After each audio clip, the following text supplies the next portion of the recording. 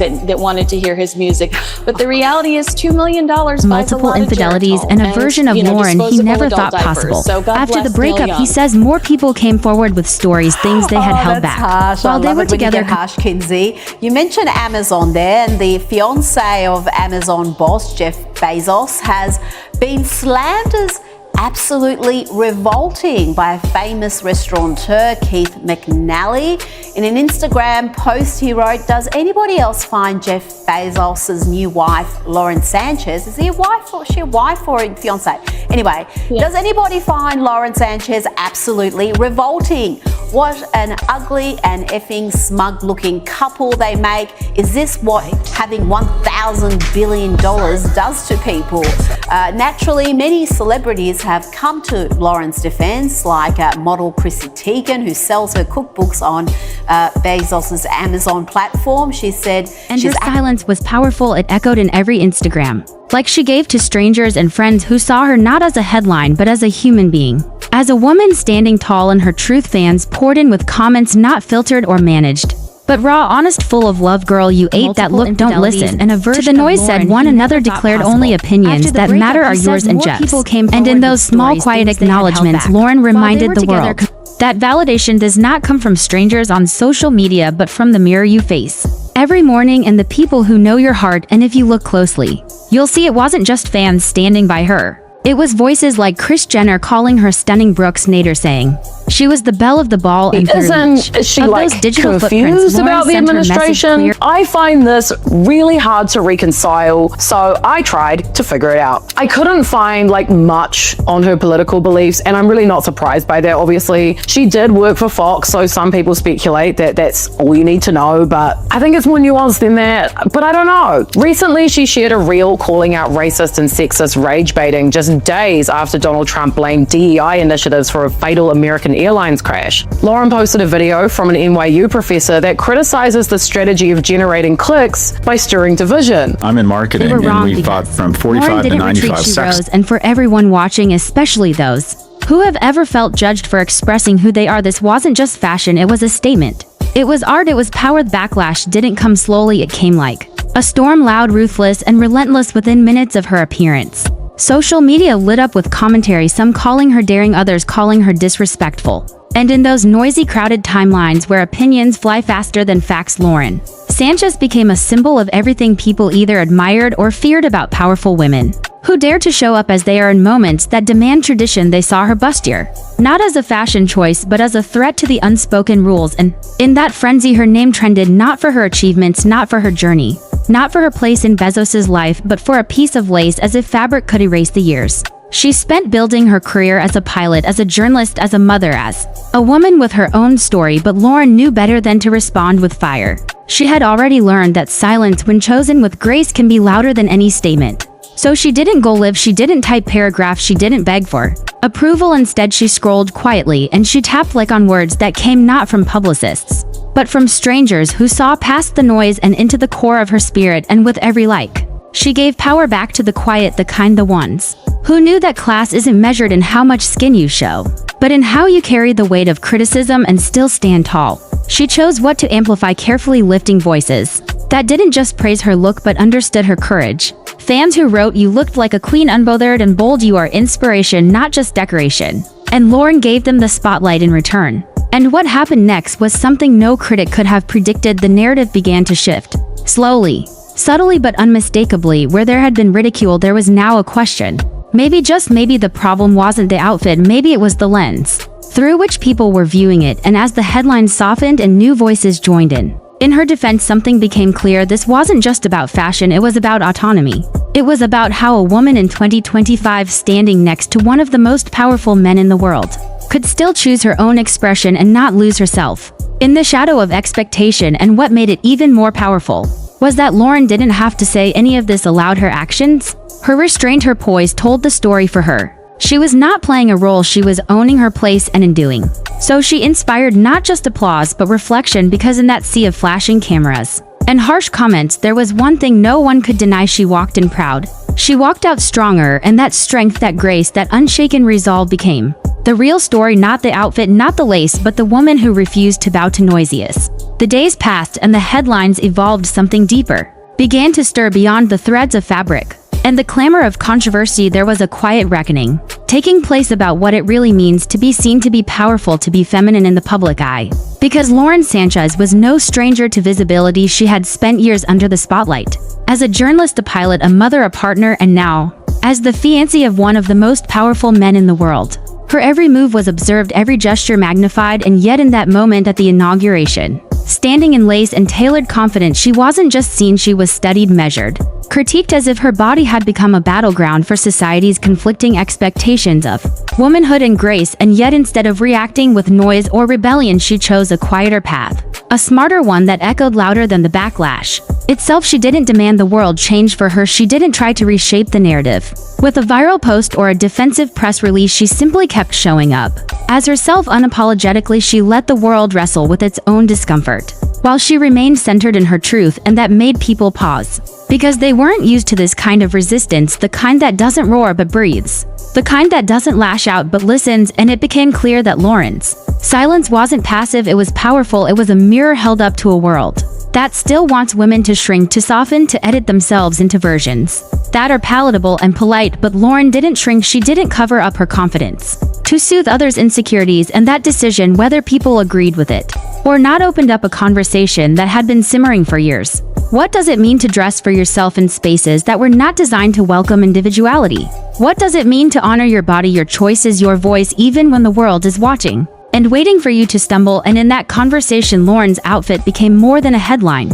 It became a spark, and slowly the conversation expanded. People began to look past the bustier and into the bravery. They began to ask different questions, not about fashion, but about freedom. And suddenly her story wasn't just about a woman in white, but about every woman who has ever been told she's too much or not enough, every woman who has been asked to dim her light, to make others feel comfortable. And while Lauren never spoke those words out loud, her actions spoke them for her with elegance and strength. She reminded us that beauty is not weakness and confidence is not arrogance. She reminded us that power comes in many forms, sometimes in words, sometimes in silence, sometimes in a carefully chosen outfit that says, I belong here on my own terms. And as the noise began to fade, what remained was not the criticism, not the outrage, but the image of a woman who dared to be fully herself and refused to apologize for it. As the dust began to settle and the noise of outrage faded into the background, something powerful began to rise from the echoes of criticism and opinion. Lauren Sánchez, the woman at the center of a cultural firestorm, did not vanish or retreat. She did not seek pity, nor did she fight to explain herself. Instead, she moved forward with a calm so steady it unsettled those who expected her to stumble. Because in a world that often demands women react, she responded with grace that was unshakable and presence that was undeniable. Behind every tabloid post and every viral meme was a choice to be exactly who she was without permission or apology. And that decision to remain rooted in her identity sent a shockwave not just through fashion circles or celebrity blogs, but through the hearts of people who have felt the sting of judgment for simply daring to express themselves. Her white ensemble, once the centerpiece of controversy, had become something else entirely. It was no longer just clothing, it was a moment, a mirror, a monument to the idea that elegance does not require silence and courage does not have to shout. People began to realize that the real statement Lauren made had nothing to do with fabric or form, but everything to do with self-worth and inner resolve. She wore confidence like a second skin, and she carried herself like someone who knew her value was never going to be determined by public approval or outdated expectations. And with each step she took, each smile she offered, each moment she refused to dignify the hate, she became something more than a woman in the spotlight. She became a symbol of the quiet rebellion of women everywhere who are tired of being told to tone it down, who are weary of having their choices policed by strangers and critics who know nothing of their lives, their struggles, their dreams. And as the narrative evolved, so did the impact. What started as a viral backlash transformed into thoughtful conversation. The same social media platforms that once condemned her became arenas for discourse about dignity and perception and freedom of expression. Young girls reposted her image not because of the lace, but because of what it represented. Older women spoke of her courage with admiration, not because she broke rules, but because she honored herself and stayed true to her essence even when the world tried to twist it. And the fashion industry began to take note. Stylists began discussing how real style is not defined by conformity but by the fearlessness to own your space. Fashion editors who had once labeled the outfit inappropriate revisited their language, reconsidered their angles, and began highlighting the strength it took to wear. Something that wasn't designed to please the crowd but to empower the person wearing it.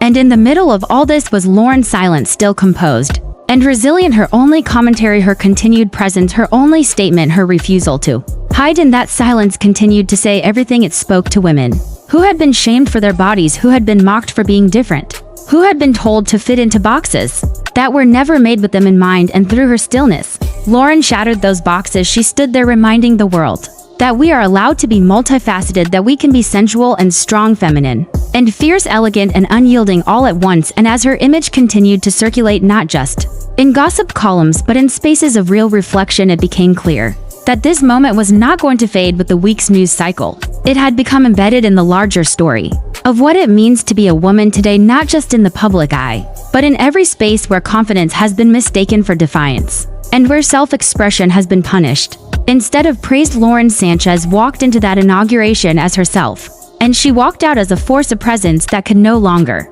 be simplified by headlines or hashtags, because what she had done was more than wear an outfit. She had dared to be seen, and in doing so she reminded us all that being seen is an act of bravery, that being unapologetically yourself in the face of scrutiny is a revolution, and that sometimes the loudest form of protest is living your truth with elegant strength and unwavering grace. When the cameras moved on and the chatter began to quiet and other news started filling the timelines, something unexpected happened. The story of Lauren Sánchez didn't disappear.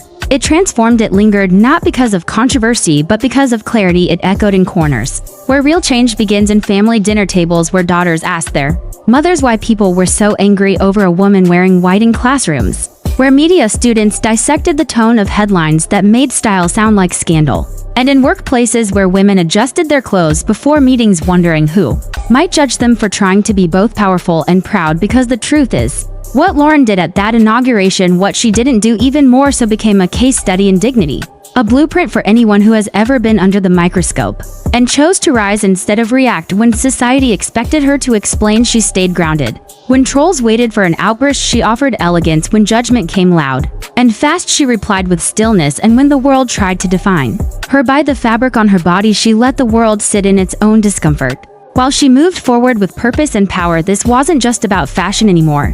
This wasn't even just about Lauren. It was about what happens when someone refuses to meet negativity with fire and instead becomes a mirror showing the world what it fears and what it needs. And it wasn't just women who noticed, it was men too, watching, realizing that the conversation about presentation and perception and power isn't a women's issue, it's a human one. It's about the ways we strip people of their stories and reduce them to outfits. It's about how fast we rush to mock before we even try to understand. And Lauren Sánchez, whether she meant to or not, exposed that impulse with a single choice, a choice to wear something that made her feel beautiful in a moment of history, and to trust that her intention was enough. She didn't shrink, she didn't bend, and most of all, she didn't apologize, not because she was stubborn or disconnected, but because she understood that who she is not up for debate. And that understanding radiated far past the inauguration. It reached those who had been waiting for permission to take up space, to live visibly, to live without asterisks or disclaimers. And in that way, what began as criticism became an invitation for conversation, a spark that turned into something lasting. Because in the days that followed, more people started sharing their own moments of being judged unfairly, more started questioning why modesty was seen as virtue and confidence was seen as arrogance, and more started seeing Lauren not as a celebrity who stirred a reaction, but as a woman who modeled restraint and pride and intention. And the longer her image remained, the more meaning it took on people. No longer focused on the bustier or the lace, they focused on the expression in her eyes, the ease in her posture, the message behind her silence. And they began to understand that what she had done was far bigger than they first imagined. She had turned an attack into a teachable moment, a moment that invited us to rethink how quickly we point fingers and how slowly we listen. And if there was ever any doubt about her place in this new era of modern public women, she erased it, not through performance or politics, but through presence, through consistency, through quiet power. And now, months later, as the world turns and attention shifts and news cycles churn, her name still returns in conversations that matter, in discussions about confidence, about self-respect, about how to carry yourself when the world wants to carry you away. And those conversations are where true influence lives, not in trends or gossip, but in the values we begin to hold closer and the example we carry with us. Long after the moment has passed, Lauren Sánchez didn't just survive the backlash, she redefined what it means to stand your ground without raising your voice. She reminded The world that you can be visible without being vulnerable. That you can be proud without being provocative, that you can dress for yourself and still be dressed with grace, and in doing so, she walked not only through the noise but above it, and in her footsteps now walk others who have seen that it's possible to lead with light, to live with boldness, and to choose self-love even when the world offers judgment. And that is the real legacy of that white suit, not the fabric, not the fit, but the fact that it carried a woman who knew exactly who she was and never once asked permission to be her. And so as the final echoes of the inauguration week dissolve into memory, and the world turns its gaze toward the next scandal, the next soundbite, the next face in the spotlight, one story still quietly lingers, a story that began with an outfit, but became something far greater, something richer, something undeniably human. Because what Lauren Sánchez did without uttering a single statement, without holding a single press conference, without clapping back or setting the record straight, was spark a cultural reckoning that refused to burn out a movement that took no shape, yet traveled across borders into hearts and minds of people from every background. Because somewhere out there, a teenage girl with a loud laugh and dreams of being seen no longer feels the need to cover her light, just to make others comfortable. Somewhere, a woman standing in front of her mirror before a big meeting puts on the dress that makes her feel bold instead of the one that makes her feel small. Somewhere, a mother reminds her daughter that being proud of yourself is not arrogance, that taking up space is not rebellion, and all of this started because one woman chose to wear